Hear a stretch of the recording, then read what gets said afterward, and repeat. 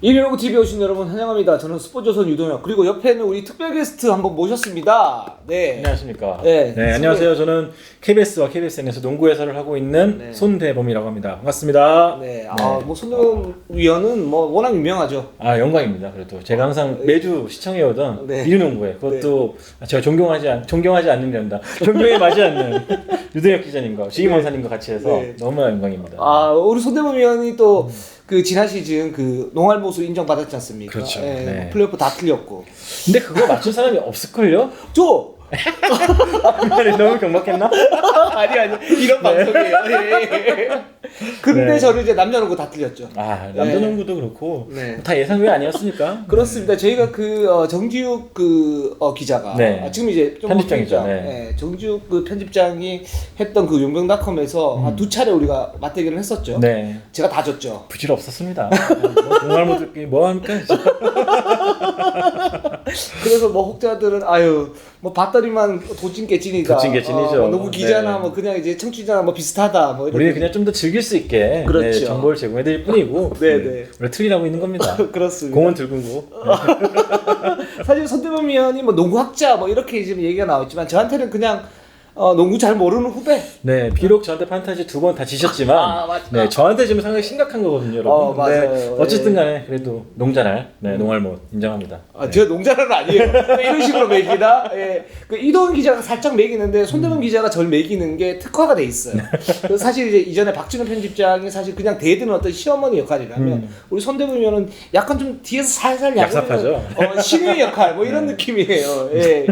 오프닝 멘트가 좀 길긴 했는데 제 이런 방송입니다. 네. 늘 궁금했어요. 이 자리가 어떤 자리일까. 네, 우리 박진호 편집장님 하는 거 보면서 네. 나도 나가고 싶다 네. 했는데 정말 감사합니다. 네. 이 방송용 멘트가 아주 작살나네요, 그냥. 제가 이 스포츠조선 20층 네. 마지막으로 온 게 30대였는데 네. 3년이 걸렸네요. 다시 오기까지. 네. 별로 궁금하지 않고요. 자, 그럼 7월 넷째 WKBL 로맨 한번 시작을 해보도록 하겠습니다. 저희 순서에 따라가지고 일단 국가대표 특집으로 우리 특별 게스트 손대범 위원을 모셨는데 일단 6개 구단 한번 살펴봐야죠. 네. 자, 우리은행부터 한번 살펴보도록 하겠습니다. 등록 명단 이렇게 되고요. 유명 코치는 지금 시험관하기 성공을 해가지고 당분간 휴가.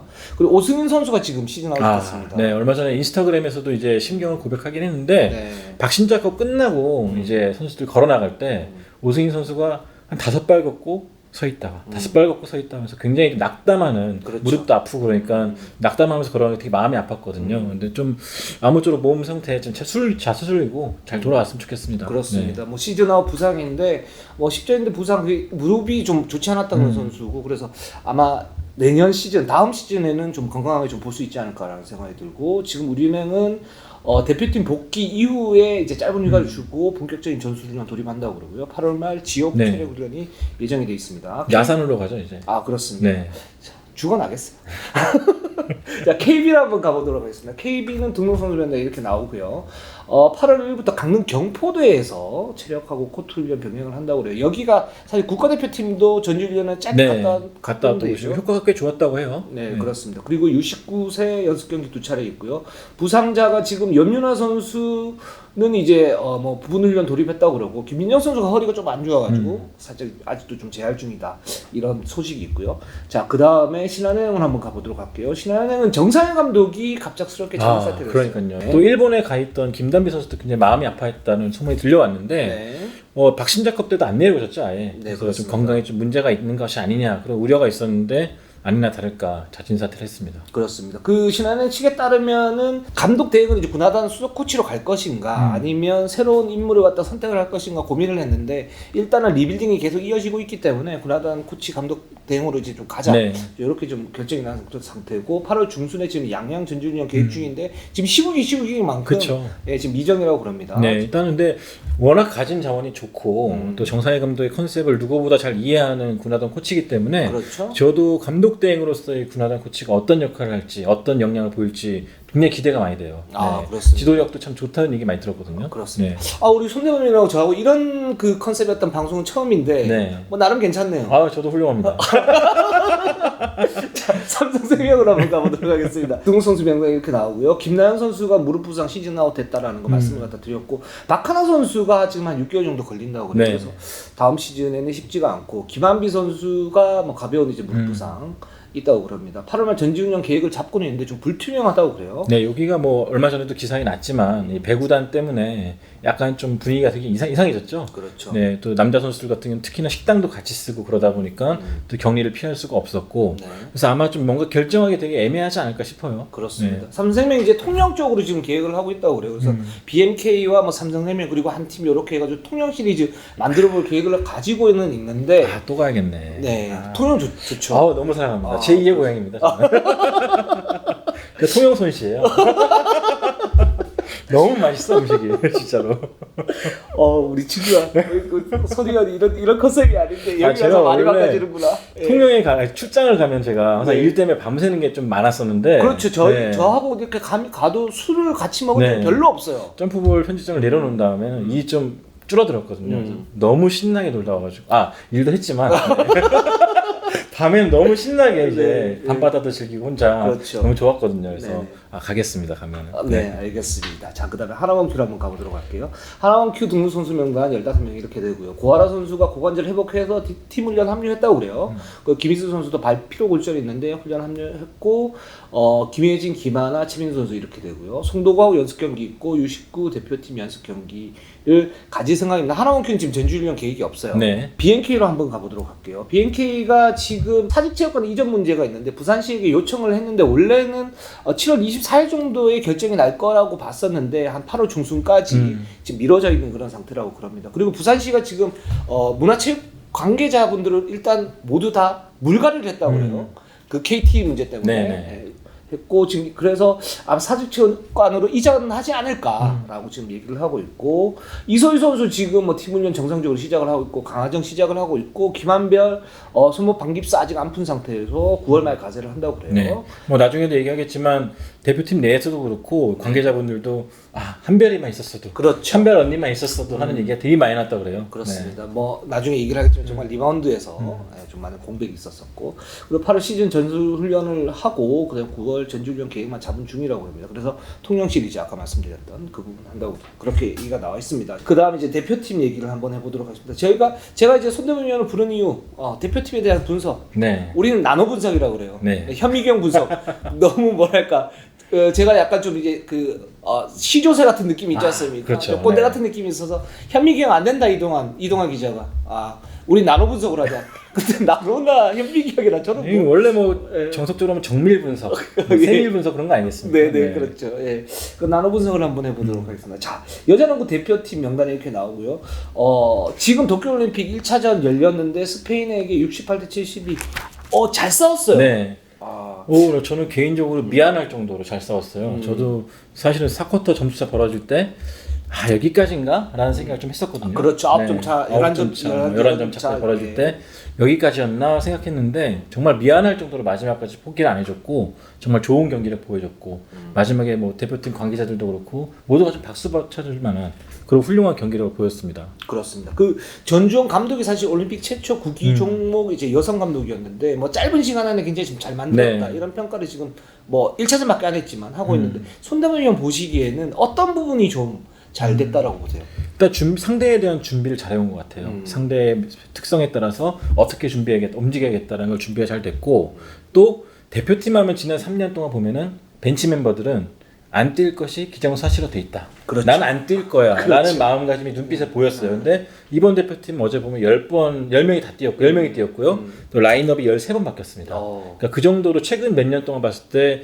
라인업이 13개가 나왔다는 건 거의 보기 드문 일이거든요. 가비지 게임이 나지 않는 이상. 근데 접전을 치르는 상황에서도 13개의 라인업을 내세웠다는 것은 그만큼 전주현 감독도 여러 조합을 잘 테스트했을 거고, 또 상황에 따라 맞춤형으로 잘 냈던 것이 좀 마지막까지 좀 끈질기게 따라간 것이 아닌가 생각이 들어요. 그게 참 의미가 있는 것 같아요. 사실은 예전에 예전에 뭐 이문규 감독이 있을 때 베스트 5만 뭐 호사를 한다 그랬을 때 이문규 감독은 뭐 여자 프로에서도 그러질 않느냐 뭐 이렇게 얘기를 했었고 근데 이제 그런 부분을 갖다 보면서 저는 이제 한국 대표팀이 사실 객관적 전력이 약한 건 맞는데 강팀을 상대하기 위해서는 좀 더 많은 로테이션을 그쵸. 통해서 이제 경쟁력을 높여야 된다라고 생각을 했었거든요. 실제로 많은 강팀들 보면은 제가 세봤어요 다. 근데 스페인 같은 경우는 19번의 라인업을 바꿔왔고요. 준비 많이 해야 돼요. 그리고 캐나다도 24개, 네. 일본도 19개. 그러니까 우리나라가 상대적으로 적은 편인데 그럼에도 불구하고 최근 몇 년 동안 제일 많았다. 그러니까 그만큼 교체 멤버도 많이 써가면서 좀 많이 준비했던 것이 체력 세이브에 도움이 됐고 또 마지막까지 저력을 발휘한 것이 아닌가 생각이 들고요. 이게 또 세계농구 추세에서도 그게 맞는 것 네, 같아요. 맞아요. 지금 뭐 사실 이제 뭐 클래식한 농구는 이제 완전히 가 있는 상태고 여자 농구가 살짝 그런 면이 있었는데 뭐 올림픽 이렇게 보면은 이제 스몰 라인업을 중심으로 해서 뭐 2대2 공격 또는 이제 외곽에 대한 어떤 그 부분 그리고 빠른 트랜지션 이게 지금 트렌드 아닙니까? 맞아요. 그런 상태에서는 뭐 체력적인 어떤 그런 부담감을 최소화시켜야 되고 거기에서 많은 멤버를 갖다 돌리는 게 실제적으로 객관적 전력을 갖다 극대화시키는 어떤 요소가 아닌가. 이러다가 그 결승전 가서야 뭐 주전들 갈아 넣을 수는 있겠지만 그렇죠. 예선 같은 경우는 좀 멀리 보고 가야 되기 때문에 전주현 감독 역시 연 하나 버리지 않고 사실 예전 같은 경우는 이렇게 강팀들이 앞에 포진해 있으면은 버리고 가자. 1승 재물 누구냐? 네. 잘 쓰시던 거. 굉장히 좀 구태가 나한테 네, 그런 것들 많이 썼을 텐데 예전에는 그게 정가의 모도였어요. 네. 전주현 감독 같은 경우는 그런 거 없이 처음부터 다 붙어보는 걸로 선수들도 경험치를 쌓이고 정말 좀 바람직한 부분이 아니었나 생각이 들었어요. 맞아요. 네. 그 사실은 지금 뭐 그 올림픽 전에는 3년 전패할 가능성이 굉장히 높다. 그리고 문제는 이제 경기력인데 경기력도 대패를 당하면 어떡하냐 이런 비관론이 좀 많았지 않습니까? 제가 정말 짜증났던 게 예전에는 국제대회 나가면 어르신들이 뭐 나가면 뭐하냐 망신만 당하고 올 텐데 그런 얘기를 했지만 진짜 진짜 이번 대표팀은 정말 그런 얘기 싫었어. 그런 걱정을 한 저조차도 죄송할 정도로 너무 열심히 해줬고 실제로 몇몇 선수들 얘기를 들어보니까 가장 대표팀답다. 몇 년 동안 겪어본 것 중에서 애들도 진짜 열심히 해주고 진짜 신구조화 잘 돼 있고 분위기 좋다. 그런 말을 할 정도로 좀 분위기를 전주현 감독이 잘 만들어온 것 같아요. 이게 단기적인 장기적인 부분이 굉장히 좋았던 게 뭐냐면 장기적으로 봐도 사실 뭐 윤예빈이라든가 이런 그 로테이션 멤버들이 지금 경험을 갖다가 좀 이렇게 유의미하게 쌓아야 나중에 이 선수들이 또 이제 기틀을 마련하면서 그 세대 교체가 그렇죠. 자연스럽게 아직까지는 좀 박지현, 뭐 윤예빈 어린 선수들 보면은 약간 좀 얼어붙은 면이 좀 보였어요. 그렇죠. 근데 그럼에도 불구하고 마지막에 박지현 선수 레이업도 그렇고 윤예빈 선수 수비도 그렇고 좀 자기 할 거 보여줬다는 것은 다음 경기 그 다음 경기 가면은 더 뛰고 싶어서 안 달날 정도로 좀 경험치를 쌓지 않았나 싶어요. 네, 그렇습니다. 그러면 좀 더 자세하게 일단 이제 공격 전술, 수비 전술 이렇게 나눠가지고 어떤 장점이 있었고 뭐 어떤 단점이 있었다. 요거 한번 얘기를 갖다 해보도록 할게요. 일단 공격 전술.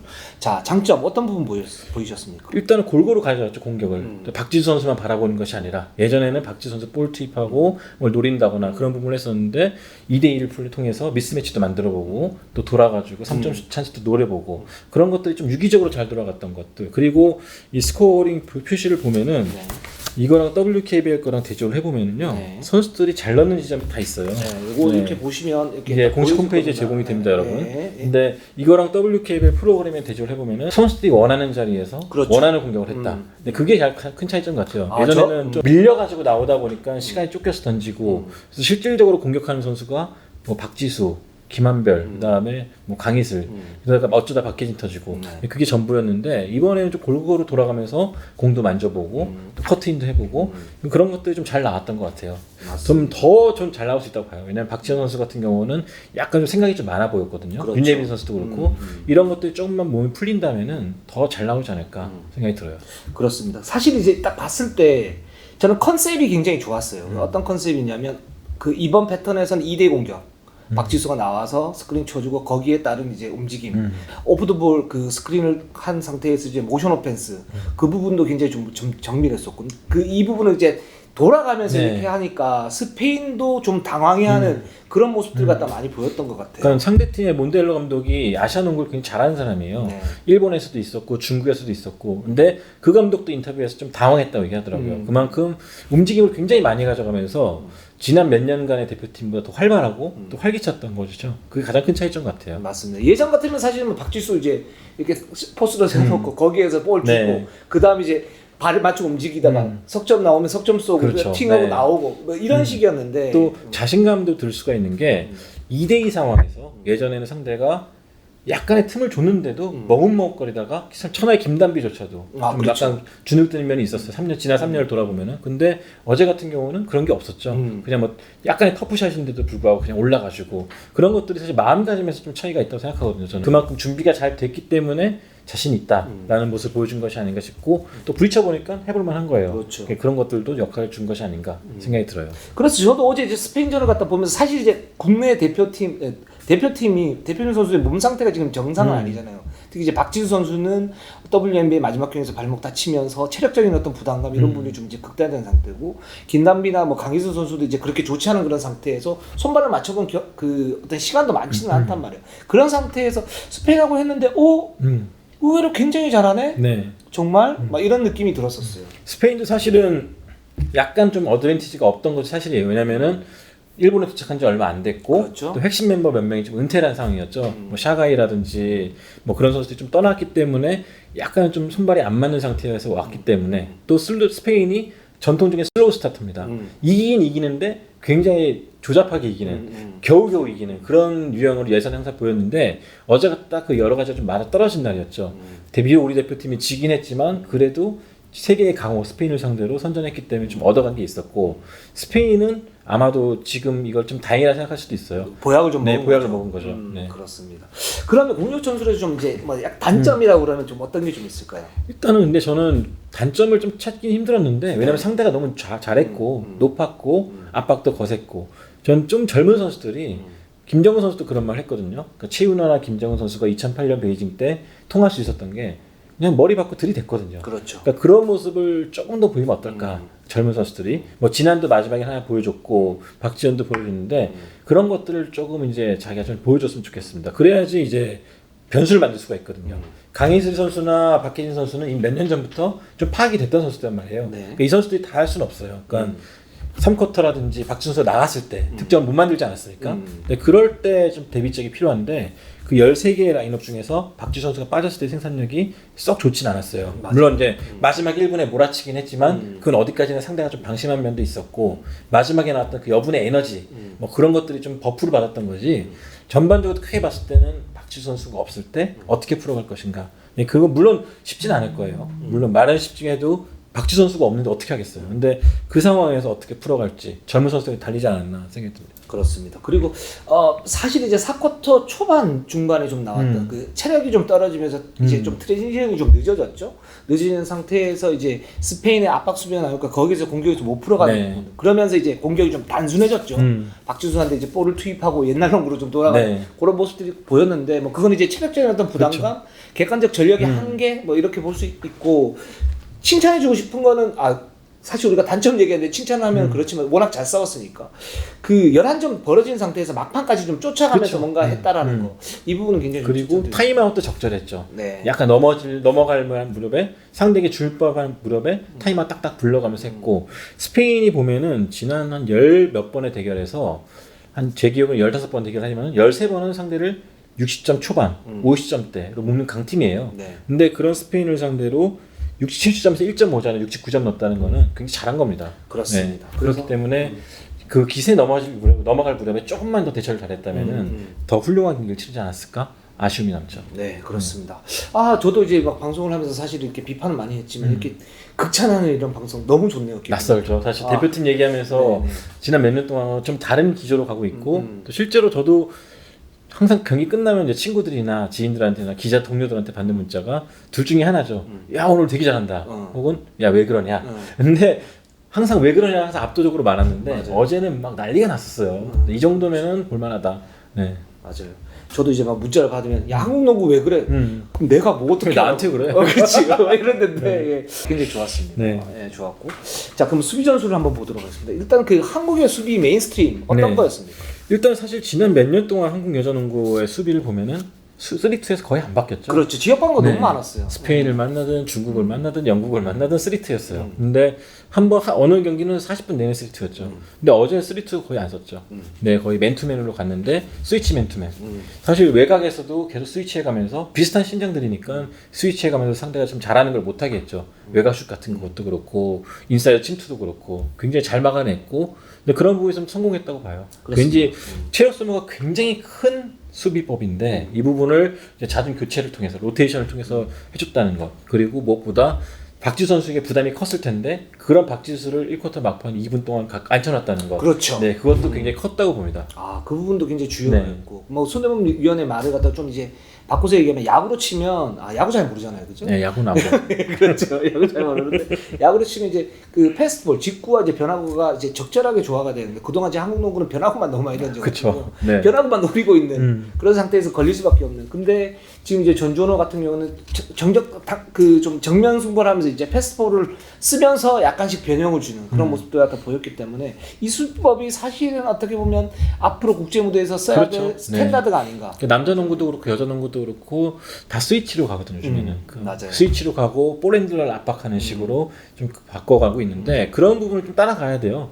체력적으로 힘든 건 어쩔 수가 없는 부분이고 오히려 우리는 일본처럼 굉장히 활동량을 많이 가져가는 농구를 펼쳐야지만 승산이 있고 또 사실 은두 선수에게 굉장히 많은 득점을 허용했지만 그렇죠. 저는 어쩔 수 없다고 봐요. 맞아요. 저는 이 선수 보면서 그 전자랜드 했던 모틀리 선수 딱 생각났거든요. 맞아요. 내 외곽을 가리지 않고 거의 뭐 동물처럼 왔다 갔다 뛰어다니는데 그거는 사실 맞기 힘들어요. 박지 선수라고 해도. 저도 이제 어쩔 수 없다라는 생각이 들었어요. 그 사실 이제 스페인의 전략 중에 하나가 뭐냐면 박지수 선수가 워낙 이제 수비에서 위치 선정을 너무 잘하니까 이 그 하이하고 로우 그 중간에서 그러니까 이제 파고들면 거기서 약간 견제를 하면서도 이제 그 자기의 어떤 마크맨까지 이제 보는 이제 네. 그런 수비를 하니까 스페인이 이제 파고들어서 이제 돌파를 좀 해야 되는데 왜냐면 미스매치가 좀 있으니까 해야 되는데 박지수 때문에 못 한단 그렇죠. 말이죠. 근데 거기에서 이제 과감하게 벤치에서는 그 은두 선수를 갖다가 외곽으로 빼고 박지수를 끌어내고 나머지를 공략하거나 하면 거기서 비면 거기서 석점 네. 쏘고 근데 이건 어떻게 할 수가 없는 그렇죠. 유일하게 좀 아쉬운 점은 4번 포지션인데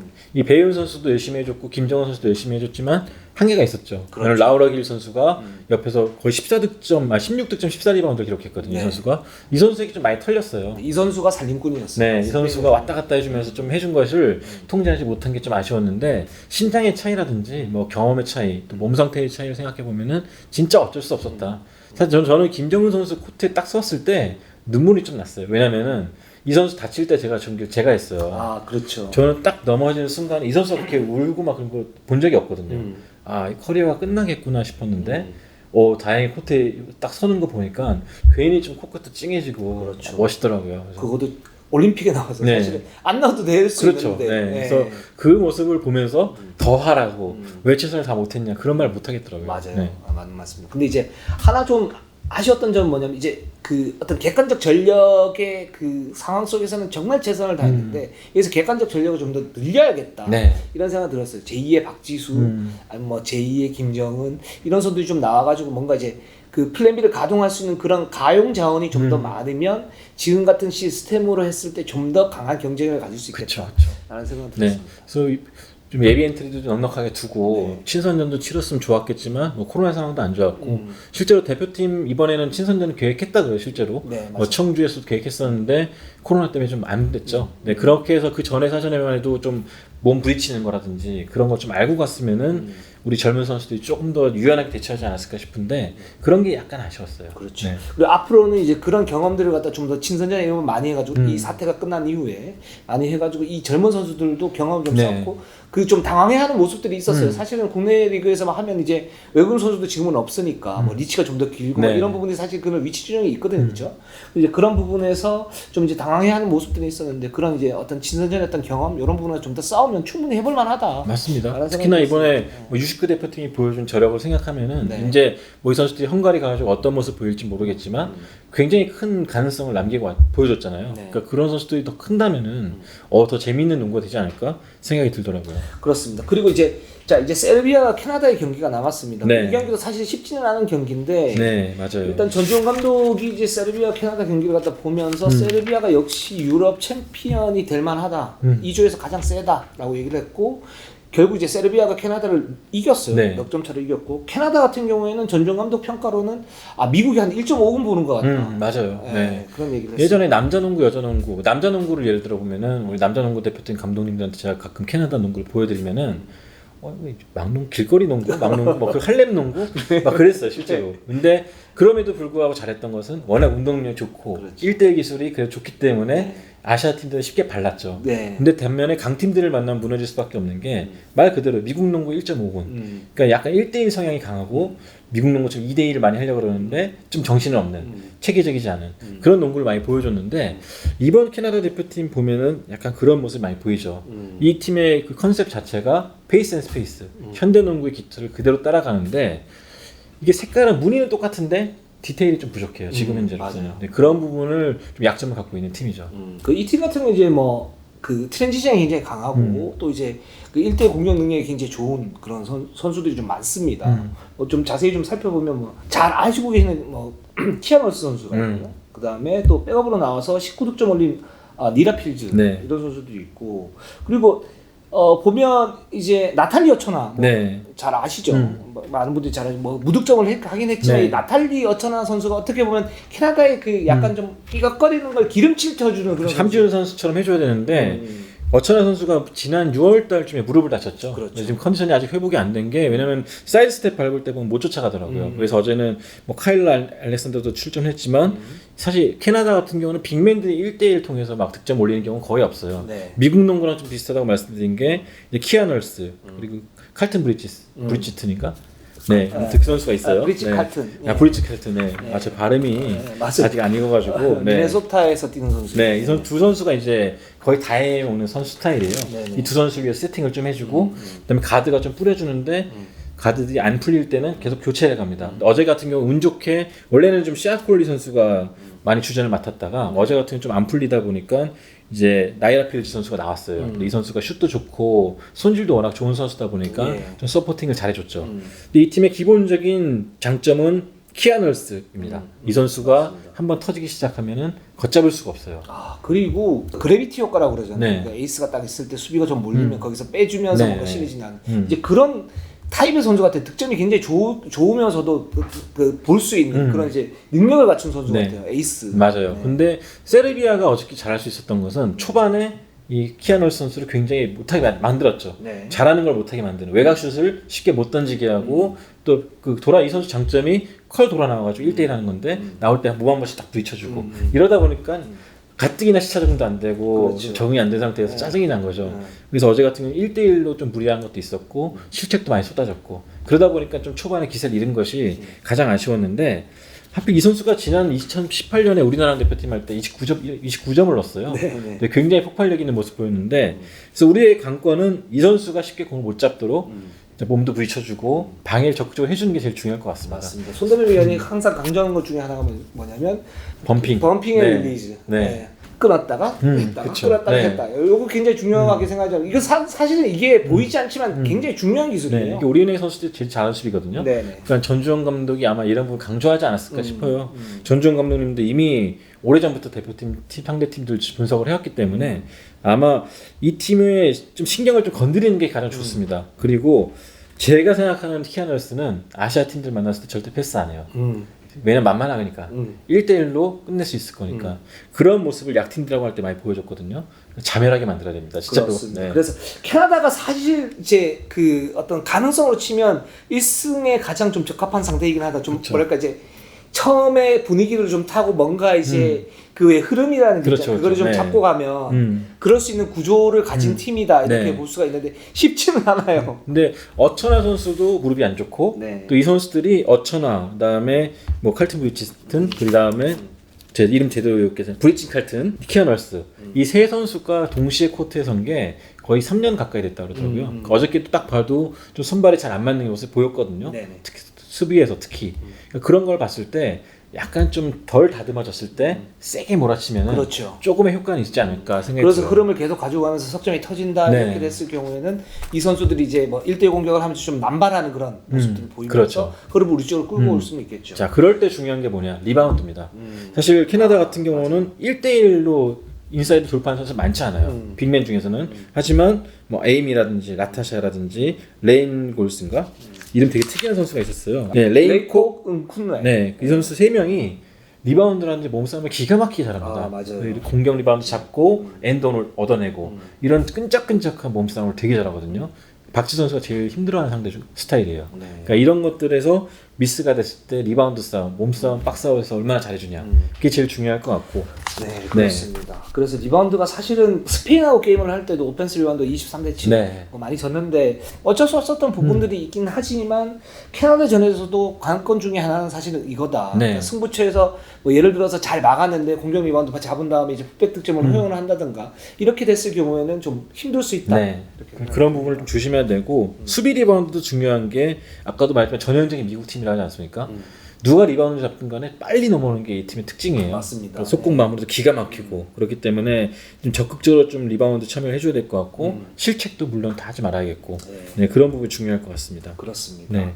자, 그럼 세르비아로 한번 가보도록 하겠습니다. 네. 세르비아 팀 하나만 더 말씀드릴게요. 네, 하나만 더 네. 말씀드릴게요. 저는 캐나다 두 개 얘기하시거든요. 네, 캐나다 몇 년 전부터 좀 보면서 좀 가장 좀 아쉬웠던 게 네. 2대2 수비가 이 팀은 이번 조에서는 가장 약한 팀이에요. 그러니까 보통 보면은 명확한 컨셉이 있지 않습니까? 네. 볼핸들러를 압박을 한다든지 아니면 뒤로 쳐서 드랍을 한다든지. 근데 이 팀은 이도 저도 아닐 때가 많아요. 물론 감독님은 준비하셨겠죠. 하지만 선수들 성향이 급하게 준비하다 보면은 까먹을 때도 있고 또 상대가 만만해 보이면은 나도 거기에 신경을 안 써요. 네, 쳐질 때도 있어요. 네. 근데 2대2 수비를 하면 항상 이만큼 좀 벌려놔요, 애들이. 그러니까 그럴 때를 좀 노려야 됩니다. 2018년 같은 경우 선수들이 약간 쫄아 있다 보니까 좀 잘 날릴 수 있는 시점에서도 머뭇거릴 때가 많았거든요. 근데 이번 대표팀 보면은 자신감이 가득 차 있기 때문에 저는 오히려 2대2 플레이, 그러니까 기습적인 뭐 롤을 한다는 건 아니고 스크린 통해서 상대 균열을 만드는 것도 굉장히 중요해 보입니다. 예, 그 부분 지금 스크린 플레이가 지금 여자 대표팀 같은 경우에 굉장히 좀 잘 되고 있기 때문에 네. 지금 손흥민 위원이 말씀하셨던 그런 어떤 캐나다의 수비 약점 이런 부분을 갖다 노린다면 충분히 공격이 원활해질 수 있지 않을까라는 네. 생각이 들어요. 자, 그럼 세르비아로 한번 가보도록 하겠습니다. 저 세르비아를 좀 봤는데 와, 이 팀은 그러니까 노련한데 체력도 괜찮고 솔직히 약점이 별로 네. 없어요. 그러니까 많은 감독님들이 우리나라 감독님들이 가장 네. 이상적으로 생각하는 팀이 아닐까 맞아요. 생각이 들어요. 확실한 에이스예요, 확실한 시스템, 네. 그리고 선수들 개개인이 어떤 역할을 해야 될지 다 알고 있어. 그러니까 정말 똑똑한 팀이라고 말씀을 드리고 싶어요, 진짜로. 아, 그렇습니다. 이 팀, 자, 이 팀의 어떤 선수 구성 지금 어떻게 보십니까? 가장 중요한 선수는 이제 소니아 바시치 선수죠. 그렇죠. 유럽 최고의 선수 중 한 명인데 네. 이 선수 전천후입니다. 지난 유로 바스켓 때 MVP를 탔고 이 선수 커리어 동안 거둔 우승 11번이에요. 와. 그리고 유로바스켓 베스트 5, 유로리그 MVP, 뭐 상이나 상을 다 탔습니다. 그렇습니다. 그러니까 우리나라에만 좀 알려지지 않은 선수가 이유가 WNBA에 성공하지 못했기 때문인데 그렇죠. 이 선수 같은 유럽에서도 거의 최상급 선수고 보폭도 굉장히 넓고 또 스텝도 잘 씁니다. 이 선수가 밖에서 치고 들어올 때 얼마나 잘 막아내느냐가 중요한데 정말 이런 얘기 하면 안 되겠지만 네. 우리나라 입장에서 좀 다행인 게 코로나에서 회복이 완벽히 안 됐다 그래요. 네. 아직 어제도 봤을 때 30분 못 뛰었거든요. 그리고 움직임이 최소한으로 가져가는 걸 봤는데 아직까지는 정상이 아니다. 그렇기 때문에 좀 막 몰아붙여야 됩니다. 네. 그러니까 많이 말해서 좀 이렇게 좀 그 집중해서 네. 이렇게 그렇죠, 많이 그렇죠. 해야 네. 된다라는 거죠. 근데 포커페이스였어요 이 선수. 놀라운 게 또. 그렇기 때문에 이 선수를 어떻게 막냐가 중요한데 네. 주로 이 선수는 드리블 길게 안 칩니다. 그러니까 밑에 있다가 뭐 다운 스크린 받고 올라와가지고 컬하면서 레이업 올라가고 혹은 레이업 올라가는 척하다 2대2 플레이하고 이런 되게 영리한 선수예요. 아, 엄청 막히 힘들어요. 네, 이런 선수를 계속 신경도 크죠. 네. 그래서 이 선수가 1m89. 네, 있냐 없냐에 따라서 세르비아 농구가 달라지는데 그 다음에 또 하나 주목해야 될 선수는 33번의 티나 크레이스닉. 이 선수가 190cm인데요. 농구하는 스타일 보면은 빠르진 않은데 빈 공간을 기가 막히게 잘 찾아갑니다. 아, 맞아요. 네. 그리고 공을 잡은 다음에 포스트에서는 이제 막 그 백다운을 치기 시작하다가 기습적으로 훅슛을 날리는데 마치 이창수를 보는 듯한 함준을 보는 듯한 그러니까 약간 뭔지 아시죠? 앞줄 잡아 뭐 이렇게 좀 해줘요. 아니 우아하진 않은데 네. 위력적인 거 있잖아요. 아시죠? 함준 선수가 좀 이렇게 되게 우아하진 않은데 좀 위력적인 그런 훅슛이 장점이에요. 맞아요. 네. 그렇기 때문에 약간 좀 조심해야 될 것 같고 예, 이 선수가 네. 지금 터키 갈라타사라에서 뛰고 있는데 네. 그 지금 다 보면 지금 솔자 바시치 선수도 지금 32세고 네.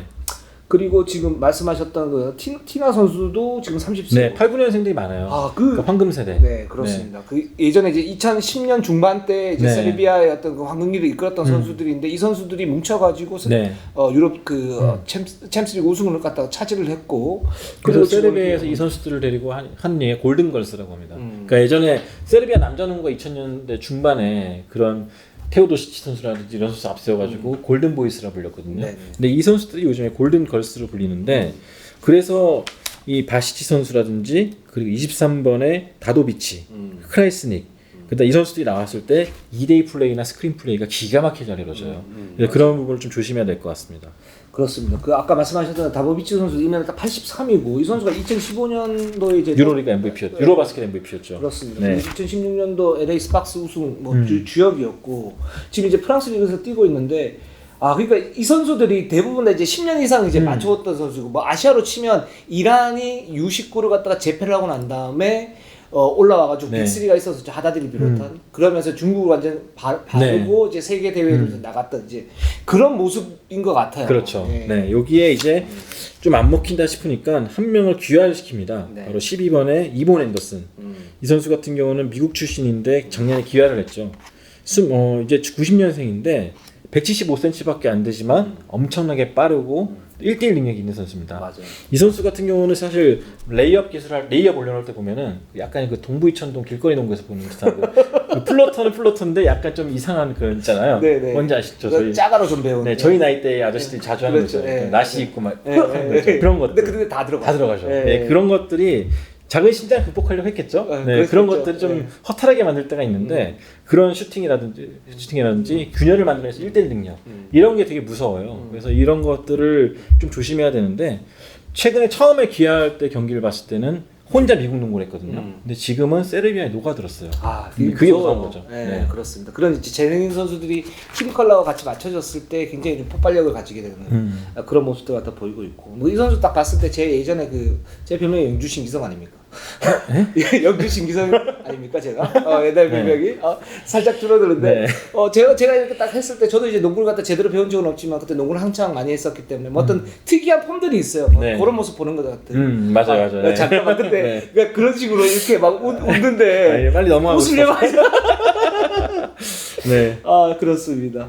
그래서 세르비아 같은 경우에 사실 저는 약점이 그렇게 많이 보이진 않거든요. 네, 약점은 없고 이 팀 같은 경우 핸드오프 플레이도 많고 네. 또 볼 없는 움직임도 좋고 슛도 좋고 그렇기 때문에 진짜로 많이 지치게 만들고 더 많은 강하게 압박을 하면서 좀 수비를 하는 수밖에 없다고 생각하고요. 세르비아보다는 캐나다를 좀 잡는 데 주력을 해야 될 것 같은데요. 맞습니다. 일단 캐나다를 상대할 때는 변칙 수비를 좀 많이 사용하는 것도 추천을 드리고 그렇죠. 지역 방어로 기습적으로 써본다든지 아니 뭐 트랩을 들어간다든지. 그렇죠. 세르비아 같은 경우는 할 때는 제일 중요한 거는 이제 트랜지션을 조심해야 되는 거 그리고 외곽 수비 그런 것들 잘해야겠죠. 그렇습니다. 근데 세르비아는 진짜 좀 힘든 게 뭐냐면 이제 바시치 선수가 그 여파 때문에 좀 뭐랄까 활동량이 좀 떨어졌다고 하지만 이 선수가 이제 2대 공격을 하다가 볼이 없는 움직임을 가지고 있다가 볼을 잡아서 간결하게 슛을 넣기도 하고 2대 공격을 하기도 하면서 뭔가 풀어나간단 말이에요. 근데 거기에 이제 지금 30세 이상이 된 그런 선수들 한 두세 명의 선수들이 거기에 맞춰가지고 또 움직여주니까 이렇게 되면 사실은 이게 구력의 어떤 차이가 생기게 되거든요. 그러니까 굉장히 좀 힘들긴 한데 제가 볼 때도 말씀하신 것처럼 이제 활동력으로 이거는 부수는 수밖에 없다. 그렇죠. 파울 한두 개 아까워하지 말고 부딪혀야 되지만 부딪혀야 된다. 그렇습니다. 그래서 이제 사실 스페인전에는 좀 이겨보려고 했었고, 그래서 이제 베스트 5가 좀 많이 들어가면서 13번의 로테이션이 있었지만, 그 선수 위주였다는, 여기서 좀 더 로테이션을 많이 가져가야죠. 왜냐면은, 세르비아전이 마지막이잖아요. 그러니까 세르비아, 이쯤 되면 세르비아도 아마 코로나 여파도 그렇고, 시차 적응도 그렇고, 다 벗어났을 거예요. 그렇죠. 밤 10시 경기고, 게다가. 그러니까, 이 팀도 일본에 충분히 적응한 상태이기 때문에, 반면에 우리는 지쳐있겠죠? 그러면 더 힘든 경기 되기 때문에 이런 부분 활동량을 좀 많이 가져갈 수밖에 없고 저는 캐나다전도 그렇고 세르비아전도 중요한 거는 쿼터 초반이라고 봅니다. 항상 보면은 어저께 스페인전도 그렇고 시작이 되게 안 좋았잖아요. 그렇죠. 그러니까 그런 긴장감 빨리 떨쳐낼 수 있는 하나의 패턴이 좀 필요하다고 생각합니다. 그렇습니다. 사실 이제 쿼터 초반에 훅 무너져 버리면 이게 회복하기가 정말 약팀 입장에서 쉽지가 않죠. 이제 그럴 때 이제 가장 중요한 거는 뭐냐면 더 디테일하게 거기에서 뭐 한 2대0, 4대0 했을 때 빠르게 끊어주고 또는 우리가 준비했던 거 뭘 하는 이제 그렇게 했을 때 사실 대처가 가장 빠르게 되는데 물론 그럼에도 불구하고 이제 그게 다 어떻게 보면 객관적 전력에 들어가는 그런 부분이긴 하지만 아까 말씀하셨던 그 쿼터 초반의 어떤 문제 그 부분을 갖다 좀 해결을 한다면 좀 더 좋을 것 같아요. 전주현 감독이라면 좀 뭔가 달라진 전술 경기마다 좀 달라진 컨셉을 들고 나오지 않을까 기대하고 있는데 그래서 전 개인적으로 기대합니다. 이길 거라는 기대보다는 정말 좋은 경기 하지 않을까. 우리 경기를 시청하시는 팬들 그리고 또 농구 유망주들이 나도 저렇게 되고 싶어라는 생각을 갖게 하게끔 경기하지 않을까 생각합니다. 전용 감독도 이제 그런 얘기를 하긴 했었어요. 어떤 얘기를 했냐면 베스트 5가 이제 중심이긴 한데 의존하면 이거는 이길 수가 없다. 그래서 모든 걸 다 동원을 해야 되는데 어떻게 로테이션을 돌리고 거기에 로테이션을 사실 돌렸을 때 예를 들어 박지수가 빠진다 그러면 거기에 따른 이제 공백이 생기잖아요. 네. 그게 두려워서 사실은 베스트 5를 계속 가지고 못 빼죠. 가는데 네. 특히 약팀일수록 그래서 빠졌을 때 공백이 생기면 이 공백을 어떻게 메울지에 대해서 굉장히 고민이 많다. 근데 계속 그렇게 할 거다.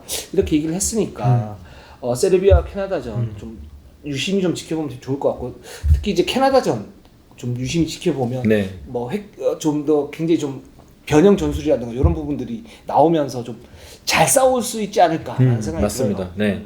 이 선수들도 뭐 오늘 얘기 들어보니까 아침에 팀 훈련하고 슈팅 훈련하고 그러면서 좀 잘 적응하고 있는 것 같고 또 걱정했던 것보다 박지수 선수의 상태가 나쁘진 않다. 그렇죠. 네, 그런 얘기를 하더라고요. 그래서 정말 다행이라는 생각이 들었습니다. 이 와중에 돈치지 봤다고 자랑도 하고. 네. 자랑할 만하네요. 네, 저도 자랑하고 싶죠. 아 그렇습니다. 네. 제가 2008년도 베이징 때 결승전 한창 바쁠 때 거기 가가지고 이제 다 봤죠. 일을 다 접어두시고. 안 했어. 르브론이 나오고 그렇지. 코비가 나오는데. 크리스폴 네. 코비가 나오는데 다 필요 없어. 네, 그때 보고 난 다음에 왔죠. 네. 그렇습니다. 네. 저희 방송 여기까지 하겠습니다. 손대범 위원은 이번 주와 이제 다음 주 네. 이제 캐나다하고 세르비아 경기를 하고 나면 그때 또 분석을 한번 해야 되니까. 하나만 더 하자면요. 제가 네. 까먹었는데 예. 두 경기 다 4점 차였어요 지금. 네. 그러니까 한국도 4점 차로 줬고 그렇죠. 캐나다도 4점 차로 줬어요. 이거 네. 3위 결정할 때 네. 득실 따지지 않습니까? 네, 네. 정말로 지더라도 이겨야 되겠지만 네, 네. 정말로 잘 져야 됩니다. 예, 잘 돼야 됩니다. 네. 그렇습니다.